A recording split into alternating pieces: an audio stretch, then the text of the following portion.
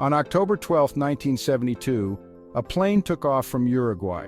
It was a Fairchild FH-227D, a sturdy aircraft known for its reliability. It carried a rugby team and their supporters. The team was excited, filled with anticipation for their upcoming match. They were going to Chile for a match. The flight was exciting. Spirits were high and laughter filled the cabin. The passengers were happy and dreamed of the game. They chatted about strategies, shared jokes, and enjoyed the camaraderie. The plane flew over the beautiful Andes Mountains. The view from the windows was breathtaking, with towering peaks and deep valleys. The peaks were covered in snow. The white blanket of snow glistened under the sunlight, creating a mesmerizing sight. But the weather began to change. Dark clouds started to gather, casting shadows over the mountains. The sky turned gray with storm clouds. The once clear and bright sky was now ominous and foreboding. The pilots had to make a choice.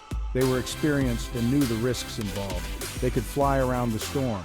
This would be the safer option, but it would take longer and use more fuel. But that meant more fuel.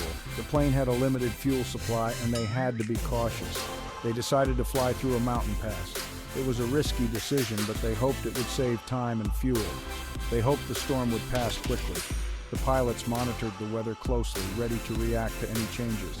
The passengers felt the plane shake as it entered the clouds. The turbulence was intense and the once cheerful atmosphere turned tense. They held onto their seats, their faces showing signs of worry. The journey that started with excitement was now filled with uncertainty. The pilots remained focused, navigating through the storm with skill and determination. They knew the lives of everyone on board depended on their decisions. As the plane emerged from the clouds, there was a collective sigh of relief. The sky began to clear, and the passengers started to relax once more. The smiles returned and conversations resumed. The team members talked about their upcoming game. Their spirits lifted once again. The plane continued its journey towards Chile, the destination now in sight. The Andes had tested their resolve, but they were almost there. Finally, the plane landed safely. The passengers disembarked, grateful for the safe arrival and ready for the adventure that awaited them in Chile. The storm was worse than expected. The plane flew through thick clouds. Visibility was poor. The wind buffeted the aircraft. Inside, the passengers felt uneasy. Suddenly, the plane dropped. It hit a mountain peak. The impact ripped the tail section off. The plane spun out of control. It crashed into a glacier high in the Andes. The crash killed many instantly. Others died from injuries soon after. 16-year-old Roberto Canessa, a medical student, helped the injured as best he could. Only 29 people were alive. They were stranded on a mountain of ice. The survivors were in shock. The crash had been sudden and violent, leaving them disoriented and terrified. The realization of their predicament slowly dawned on them, and the gravity of their situation began to sink in. They were injured, cold, and scared. Many had broken bones and deep cuts, while others were suffering from hypothermia. The biting cold of the Andes Mountains was relentless, and their thin clothing offered little protection against the freezing temperatures. The plane wreckage scattered across the snow became their shelter. They used the broken fuselage to shield themselves from the wind and snow, creating makeshift tents from the torn metal and fabric. It was a fragile sanctuary in an otherwise hostile environment. They huddled together for warmth. The body heat of their fellow survivors was the only thing keeping them from freezing to death. They shared stories and memories, trying to keep their spirits up despite the dire circumstances. The altitude was high, making breathing difficult. The thin air of the Andes left them gasping for breath, and many suffered from altitude sickness. Headaches, nausea, and dizziness were constant companions. Food and water were scarce. They had only the meager supplies they had managed to salvage from the wreckage. Every morsel of food and drop of water was precious, and they knew they had to make it last as long as possible. They had a few snacks and some wine. These were the only provisions they had, and they rationed them carefully. The wine, initially a luxury, became a vital source of calories and warmth.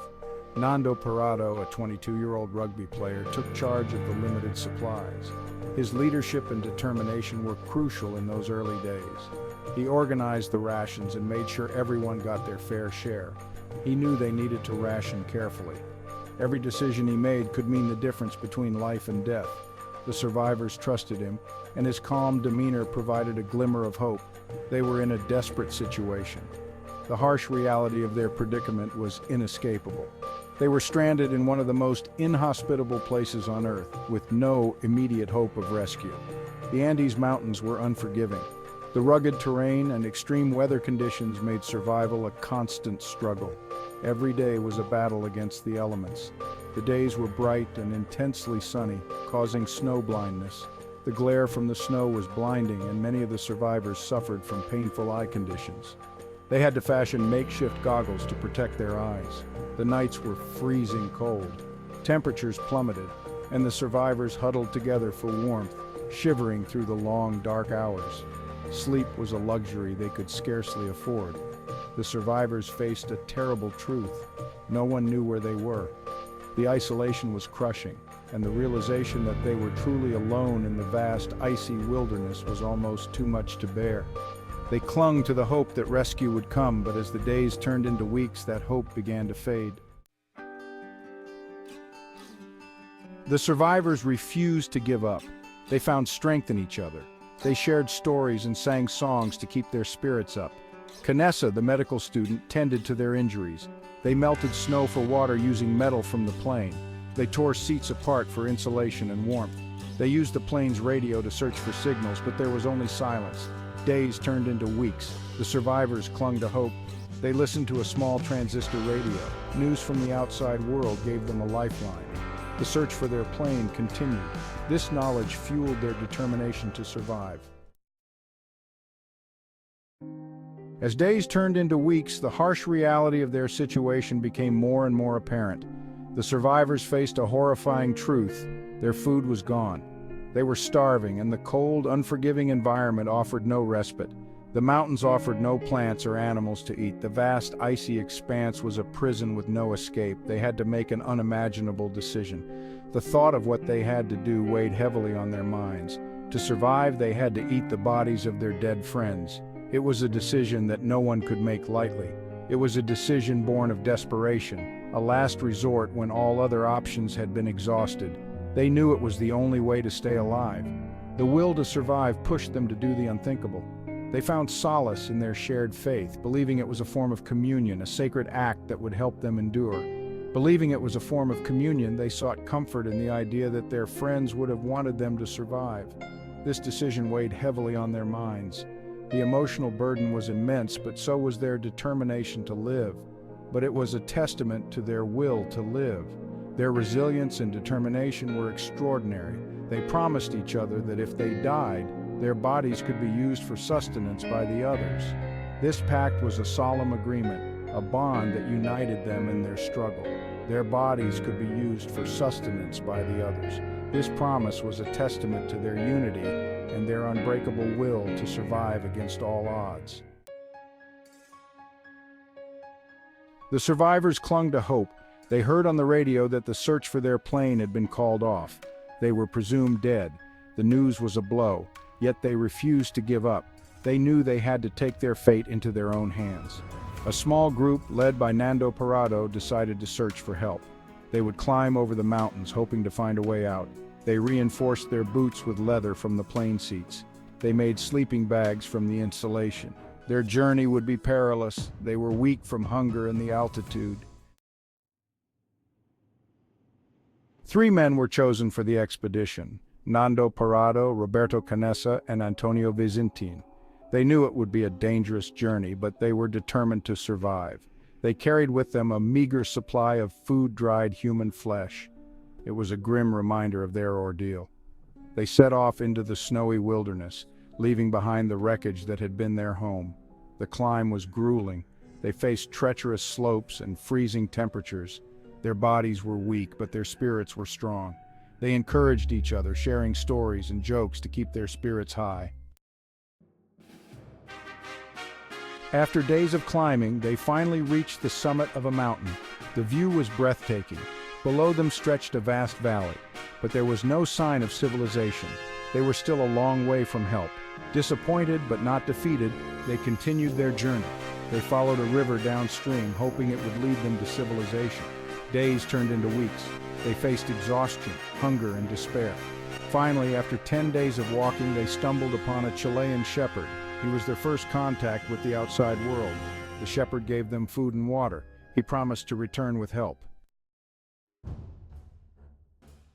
The shepherd's arrival was a miracle. He alerted the authorities about the survivors. A rescue mission was launched immediately. Helicopters were dispatched to the crash site. The world watched in astonishment as the news broke. There were survivors of the Andes plane crash. After 72 days, the remaining survivors were rescued. They were weak and injured, but they were alive. The world celebrated their miraculous survival. They were hailed as heroes. Their story was a testament to the strength of the human spirit. The survivors returned to a world that had mourned their loss. They were greeted with joy and disbelief, but their ordeal had left its mark. They faced physical and emotional scars. They struggled with survivors' guilt and the memories of their ordeal.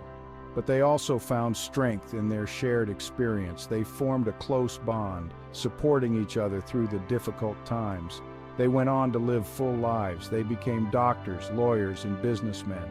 They used their experience to inspire others. They shared their story, reminding people of the power of hope and the will to live. The story of the Andes survivors is a reminder that even in the darkest of times, hope can endure. It is a story of courage, resilience, and the power of the human spirit.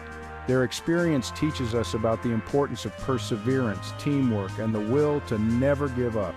It reminds us that even in the face of unimaginable adversity, we have within us the strength to overcome.